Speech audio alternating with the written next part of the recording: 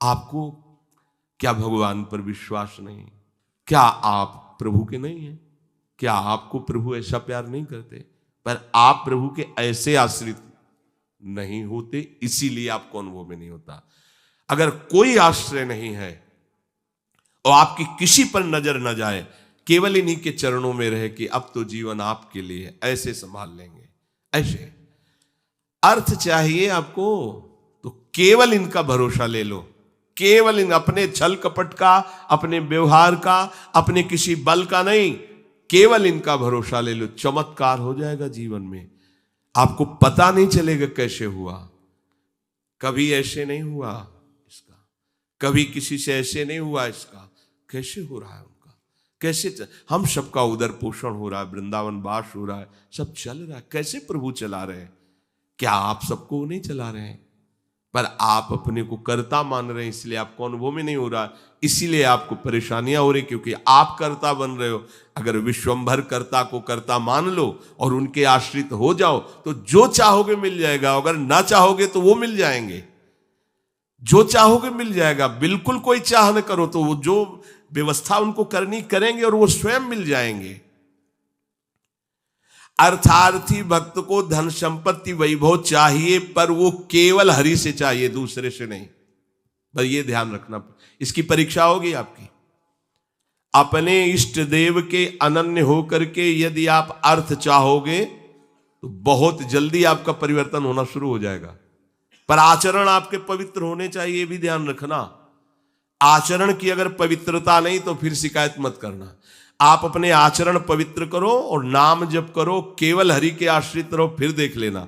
अगर आपको लगता हो कि भगवान के भक्त बहुत गरीब और ऐसे, सच्ची पूछो, उनको आकांक्षा नहीं होती।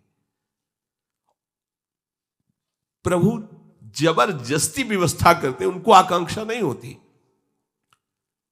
4 रोटी मांग ली, ऐसे ही पड़े, पूरा जीवन प्रभु के लिए। उन प्रेमी महापुरुषों की चरण धूलि अगर शरीर का स्पर्श कर ले तो पावन हो जाए। देवता तरसते हैं उनकी सेवा के लिए, सिद्धियां हाथ जोड़े खड़ी रहती हैं, पर वो अकिंचन महात्मा किसी से कुछ नहीं चाहते। कि ऐसा न समझो कि हमारा दास, हमारा भक्त, हमारा आश्रय लेने वाला ऐसा नहीं है। वो हरिदास, भगवान के चरणों का दास है। समस्त ऐश्वर्य संपन्न भगवान उसके अधीन हो जाते हैं जो भक्ति करता है।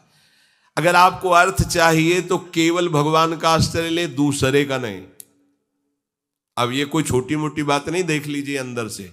अपने बल का आश्रय नहीं, किसी दूसरे व्यक्ति का आश्रय नहीं, किसी दूसरी देवी शक्ति का आश्रय नहीं, केवल श्री हरि का आश्रय।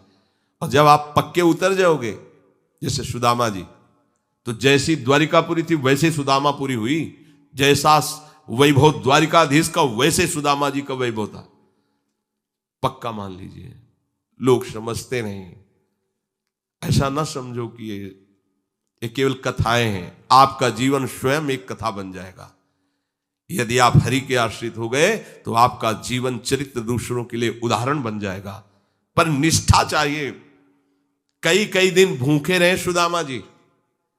उनका मित्र किसी जमींदार के यहां पुरोहित ही करता था। वो जब पालकी से निकलता तो कहां गली गली डोल रहे हो कृष्ण कृष्ण बोलते हुए, आओ हमारे यहां, हमारा जजमान धनी है, आके थोड़ा वेद पाठ कर दिया करो, पूरे परिवार का पोषण कपला रहता है। हम वादा करते हैं। उनका नहीं, हमारे जजमान तो श्री कृष्ण है, हम दूसरे। घर आते पत्नी पूछती कुछ मिला? 5 घर हो आए, कुछ मिला नहीं। चलो तुलसी दस और चरणामृत से दिन काटते। भगवान व्याकुल हुए, भगवान ने ऐश्वर्य दिया। अगर धन ही चाहिए, सुदामा जी की इच्छा नहीं थी, उनकी पत्नी की इच्छा के कारण वो भी इच्छा भगवान ने पैदा की। ये भक्तजनों को ऐसा ना समझो फटे पुराने कपड़े पहने या ऐसे घूम रहे हैं, बड़े अभागी हैं। हम तो बड़े भाग्यवान हैं क्योंकि हमारे पास सारा ऐश्वर्य है। ऐसा ना समझो उनके भाग्य में ऐश्वर्य बनाने वाली मशीन मिल गई है, श्री हरि। वो इस ऐश्वर्य को क्या करे, श्री हरि मिल गए, जिनके रोम कूपों में अनंत ब्रह्मांड वास करते हैं। वो भगवान उनके यार हैं, उनके प्यार हैं। वो दूसरे की तरफ क्यों ताकेंगे? और जिज्ञासु, जो जानना चाहता है, भगवान को केवल भगवान ही जानते हैं, दूसरा नहीं जानता। पक्की बात समझ लो, भगवान को केवल भगवान जानते हैं, दूसरा नहीं जानता। बोले संत महात्मा, इनको भगवान ने जना दिया तो ये भगवान के स्वरूप हो गए। सोई जाने जेह देहु जनाई, और जानत तुम्हें हो जाई, जानत तुम्हें हो जाई। अब वो ढांचा केवल बाहर से दिखाई देता है, मनुष्याकृति, पर अंदर वो ब्रह्मविद ब्रह्मयु भवति। भगवान को जान करके वो भगवत स्वरूप हो जाते हैं। जानत तुम्हें हो जाई। जानने के लिए एकमात्र भगवान का आश्रय लो। अगर तुम्हें जानना है संसार क्या है, भगवान क्या है, मेरा स्वरूप क्या है, तो एकमात्र अंदर से श्री हरि का आश्रय लो, वो तुम्हें गुरु रूप से मिल जाएंगे। बस उनकी आज्ञा का पालन करो तो जो गुरु है वही शिष्य हो जाता है। शिष्य की पूर्णता गुरु स्वरूप में स्थित हो जाना, भेद खत्म हो जाना, अभेद हो जाना। जो गुरु है वही शिष्य का हृदय हो जाता है। ढांचा दो दिखाई देंगे, अब गुरु शिष्य में किंचन मात्र भेद नहीं रहा, अभेद स्थिति को प्राप्त हो गया। यही गुरु के वचन पालन करने का फल है। जानत तुम्हें हो जाई, वो इष्ट स्वरूप हो जाता है, वो गुरु स्वरूप हो जाता है। ज्ञानी जब भगवत स्वरूप का साक्षात्कार हो जाता है तो जिसके अंदर अभेद भावना होती है वो मोक्ष को प्राप्त हो जाता है, और जिसके अंदर प्रियता होती, थोड़ा हृदय द्रवित होता है, वो आगे बढ़ जाता है। उसके अंदर फिर दास्य शक्य वात्सल्य आदि भावों का प्रेम जागृत होता है। ये मोक्ष से भी स्वादिष्ट है। जो मोक्ष सुखानुभव करने वाले बड़े बड़े महापुरुष हुए, उनके अनुभव निकले जब इस प्रेम का रसास्वादन किया। जैसे भगवान के ही स्वरूप से सुखदेव जी, जब लालजू की रूप माधुरी श्रवणेन्द्री से गई, और वो तो सिद्ध महापुरुष हैं, जैसा शब्द सुन रहे वैसे ही भाव में रूप जागृत हो रहा है। उनको कोई ध्यान थोड़ी लगाना है। बरहा पीडम नटवर बपू, तो वैसे ही सामने नटवर बपू बिक गए एकदम उस रूप को सुन के। इतना सुंदर श्याम, इतना सलोना श्याम, ये तो ब्रह्मानंद को भी फीका कर देने वाला रूप है।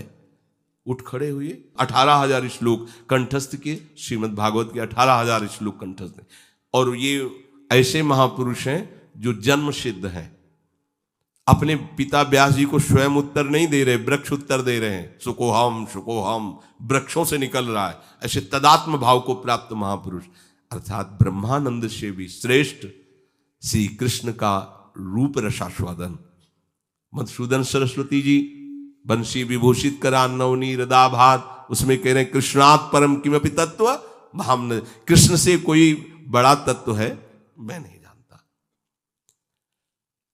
तो जो भगवान कह रहे हैं कि ज्ञानी जो भक्त है, यहां दो भाव ज्ञानी की, जिन्होंने सत्य को जान करके भगवत स्वरूप में लीन हो गए, या जो सत्य स्वरूप भगवत स्वरूप को जानकर प्रेम में लीन हो गए। प्रेम में लीन होना, अभेद होते हुए भी भेद भाव को स्वीकार करना। ये भेद मायाकृत नहीं है, ये चिदानंद भाव भेद है, भाव भेद। ये जो ज्ञान में लीन हो चुके हैं उसके आगे की बात है। इसीलिए इस भेद को वो ना जानने के कारण कहते कुछ न कुछ अविद्या बचती है, तभी भेद दिखाई देता है। ऐसा नहीं है। जिस समय स्वरूप का साक्षात्कार होता है और उसके हृदय में भक्ति का अंश होता है, भक्त को भी स्वरूप साक्षात्कार होता है। मम दर्शन फल परम अनुपा, जीव पाओ निज सहज स्वरूपा। जो ब्रह्म साक्षात्कार में स्वरूपानुभूति होती है वही भक्त को भी होती है।